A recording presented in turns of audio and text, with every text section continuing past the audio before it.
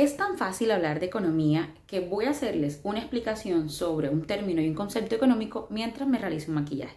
Lo primero que vamos a hacer es a limpiar la cara y a humedecerla, y para eso utilizamos agua de rosas y un pomito. Y vamos a empezar a hablar entonces de economía. El libro del cual vamos a hablar se llama Economía en Colores. Se trata de Javier Salas, un economista, periodista español, que por muchos años, a través de sus redes sociales, de sus cuentas, de sus blogs, de diferentes entrevistas, siempre se interesó por acercar los conceptos económicos a diferentes tipos de personas. Que fuera más cercano, que fuera fácil, que fuera simplemente decirles un tú a tú de esos conceptos que veíamos de pronto en esos medios especializados, y nos decía, ¿quién va a entender esto? Javier Salas se dedicó con un libro maravilloso a explicarnos diferentes conceptos económicos. ¿Cómo esperamos que se refresque? Y aplicamos el primer. ¿Cómo lo hizo? A través de su libro Economía en Colores, subdividió diferentes temas económicos o capítulos o temas de interés a través de colores. Entonces, en específico, vamos a hablar sobre el color azul, que en términos de economía, o de acuerdo a Javier Salas, habla sobre la innovación. ¿Estamos listos? Listo. Entonces, aplicamos el primer en diferentes partes. Yo aquí tengo el de Natura 1. Vale. Para iniciar a hablar de innovación, Javier Salas introduce una situación que ocurrió en temas del mundo futbolístico. Que menciona Javier Salas, era 2009 y Pep Guardiola se estrenaba como el nuevo director técnico del Fútbol Club Barcelona. ¿Qué quiere decir eso? Que en ese momento era un técnico recién llegado, recién estrenado, y Lionel Messi era considerado un muy buen jugador. A partir de una estrategia donde se aplicó la innovación, el fútbol dejó de ser lo que era, Lionel Messi dejó de ser quien era, y Pep Guardiola dejaron de ser lo que era para convertirse en los mejores del mundo. En el capítulo azul del libro Economía en Colores de Javier Salas, menciona este capítulo específico como el falso 9, y es, ¿cuál fue la innovación? Después de observar muchos videos de su contrincante, era un partido para el 2 de mayo del año 2009, donde se jugaba la semifinal de la UEFA Champions League. Observó muchos videos el Real Madrid.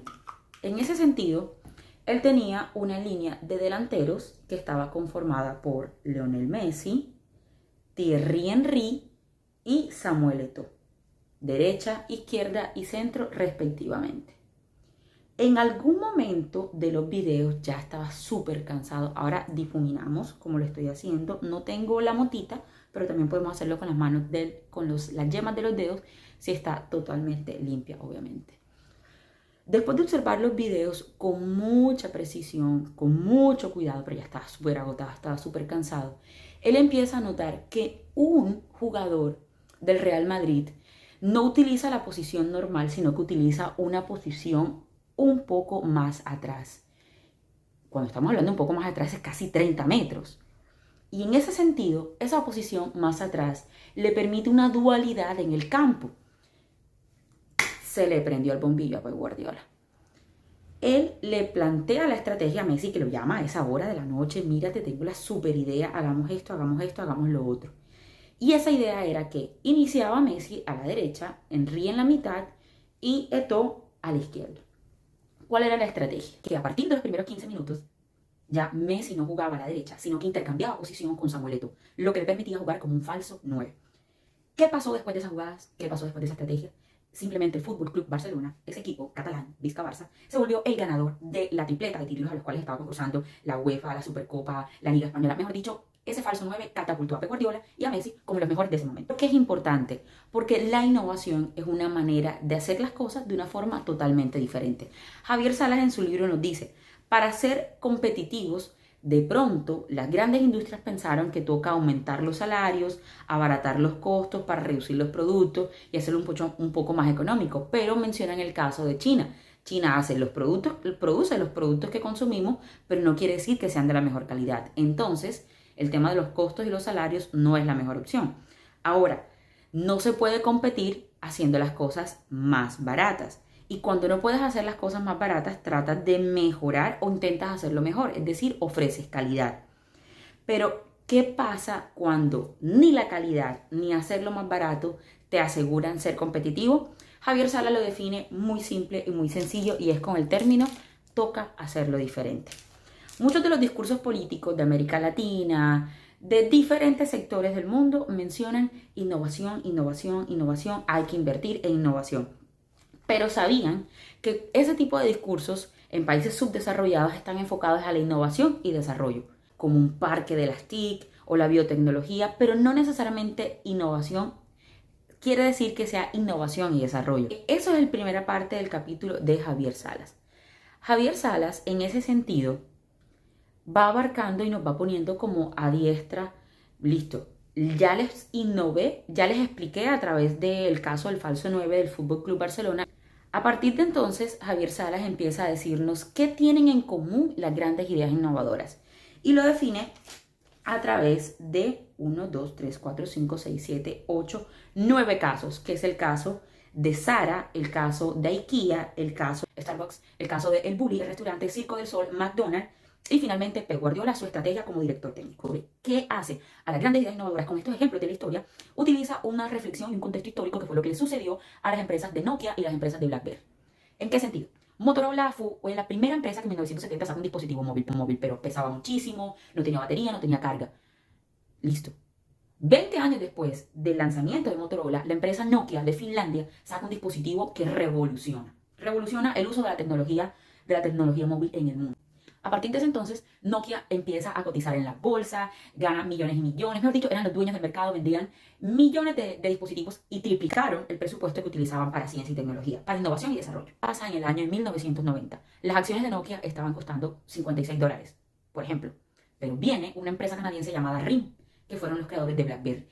¿Qué hizo RIM? RIM entendió que los usuarios de dispositivos móviles no solo querían poder hacer llamadas y mandar mensajes, sino que querían poder tener a través de una pantalla el acceso a la oficina, inicialmente con el correo corporativo.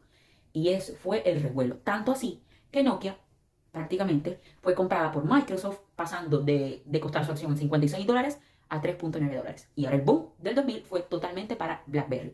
Y BlackBerry enloqueció y también tuvo un auge grandísimo, donde sus acciones también pasaron de estar en $45 a un declive que se vino por una situación muy, muy chistosa.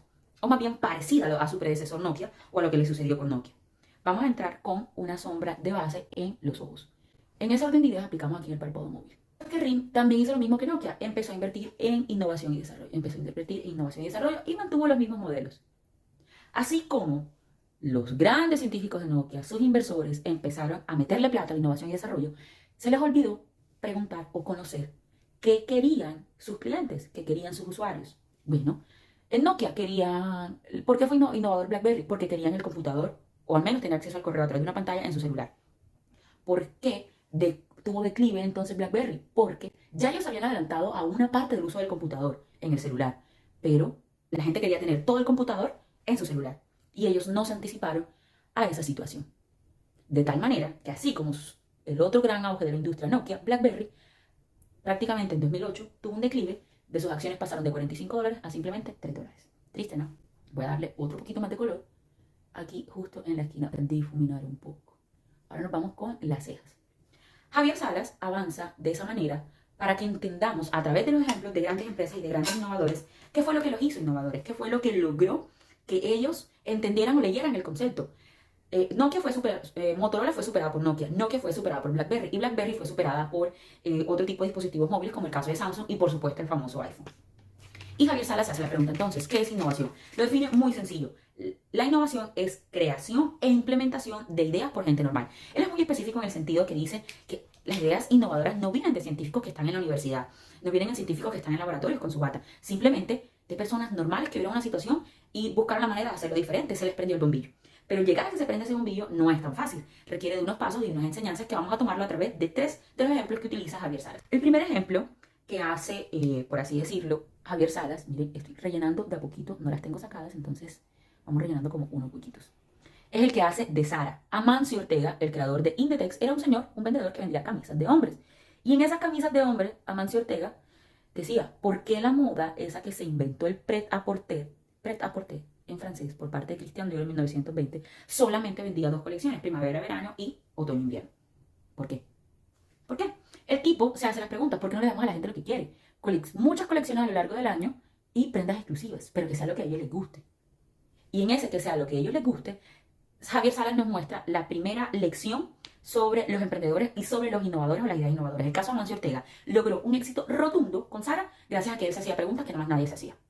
Primera pregunta, ¿por qué las colecciones tienen que ser solo 2 veces al año?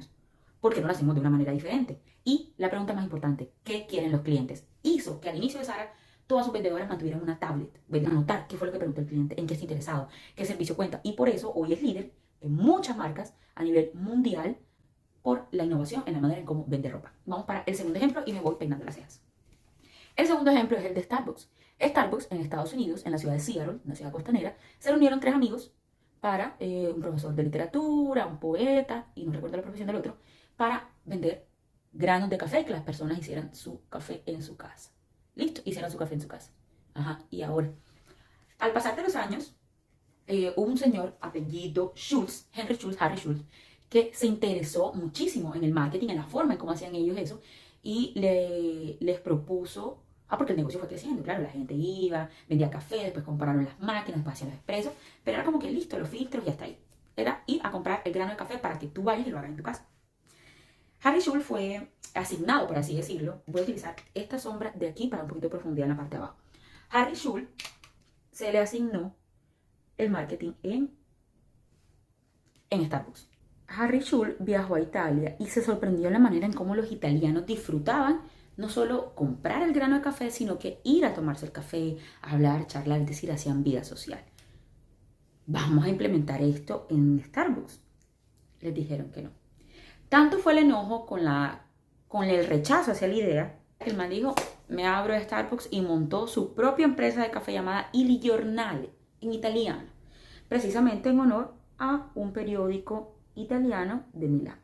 En ese sentido, fue tal el éxito que tuvo el tipo de vender experiencia que terminó comprando Starbucks como a los 2 años y dijo, voy a hacer lo que yo quiera con Starbucks, y es que la gente viva una experiencia totalmente diferente. ¿Qué hizo el señor? Ver desde otra perspectiva cómo disfrutaban las personas el café. No solo irlo a comprar, llevárselo, pasar menos tiempo posible, sino vivir la experiencia, el ambiente, un lugar cómodo.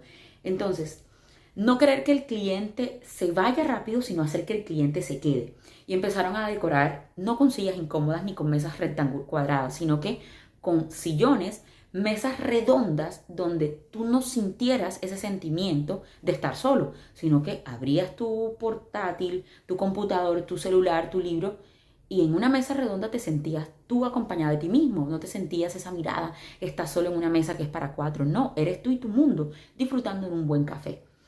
Y fueron de las primeras empresas que permitieron o accedieron a que las personas regalaran el Wi-Fi. No era solo ir a comprar un café, era vivir la experiencia Starbucks. Y ahí Eduardo Salas nos enseña la otra segunda lección de los emprendedores, de las ideas innovadoras, ver el mundo desde otras perspectivas. El tercer ejemplo que utiliza Javier Salas es el de IKEA, esta empresa sueca de un joven de 17 años que montó su negocio, vendía catálogos, tornillos, etc. Y de un momento a otro empezó a vender muebles. Pero ese momento a otro sucedió que un amigo quería comprarse una mesa, pero de esas mesas que estaban muy famosas, una mesa, voy a utilizar un poquito de en esta parte. Todo el mundo la quería y todo el mundo quería esa mesa. Y él quería tomar una fotografía a esa mesa en el bosque, en el patio, cerca de su casa, bueno, en un espacio que tenían ahí, simple. El fotógrafo no le cabía la mesa en el carro para trasladarla desde donde la habían comprado, embalado, el almacén, hasta donde tenía que tomar la foto. Qué embale tan tremendo. ¿Y cómo hizo? Resulta que el fotógrafo vamos a poner un poquito de iluminador aquí, ha desmontado las patas de la mesa. El tipo, como cualquier persona, hubiese estado, no sé, distraído en su celular, pero no. El socio del fundador de IKEA estaba observando, no mirando, observando. Y esa es la tercera lección que nos arroja el señor Javier Salas con Economía en Colores sobre la innovación. Observar todo, a los clientes, a la competencia, las estrategias que hacen, que nos dicen, cómo lo hacen. Mejor dicho, llenarnos de razones de por qué debemos hacer las cosas de una manera diferente. Y ya casi estoy para terminar, voy a aplicar un poquito de blush. Entonces tomo, sacudo y aquí. De esta manera, él cierra su capítulo azul de su libro Economía en Colores, que es el tercer capítulo sobre la innovación. Y da muchos consejos. Y toca la situación del Circo del Sol, el caso de McDonald's, nuevamente la estrategia de liderazgo de Pep Guardiola como director técnico. Otra de las razones por las cuales Javier Sala hace un poquito más acertado el concepto de innovación es porque nos explica que tú no innovas sobre ideas totalmente nuevas, innovas sobre negocios tradicionales. Mira el caso del circo. Los romanos inventaron el circo en la antigua Roma, pero el Circo del Sol tomó ese concepto de circo, ¡boom!, y lo innovó. El caso de Zara. ¿Desde cuándo los humanos están confeccionando su ropa? Desde que se inventó la primera aguja y cosían pieles de animales. Bueno, Amancio Ortega simplemente le dio a las personas lo que querían respecto a ropa. Y finalmente pasamos con el caso de IKEA. ¿Por qué fueron innovadores? Porque uno de los socios de IKEA vio que se podían desmontar. ¿Qué pasaba si se desmontaban las partes del mueble? Y decidieron, vendamos muebles desmontados y que las personas lo pueden ensamblar en su casa. De esta manera nos ahorramos el tenerlos exhibidos en almacenes, el costo de inventario, el costo grande de almacenamiento y, ¿qué es lo mismo? Pagar un solo carro por transportar una enorme mesa o en ese mismo vehículo transportar cajas apilables donde tienes la mesa desmontada, desmontar y que sea el cliente quien ensamble a través de una cartilla de instrucciones. Esa fue su innovación, estar observando. Y el negocio inmobiliario no se lo inventó él. Simplemente fue una forma diferente de hacer las cosas. De esta manera finalizamos la explicación que le da Javier Salas a la innovación a través de su libro para enseñarnos que la economía es bastante sencilla cuando realmente nos interesa aprenderla y que simplemente es cuestión de pensar fuera de la caja, pensar diferente. Y este fue mi video explicativo de Economía en Colores del capítulo azul de Javier Salas. Chao.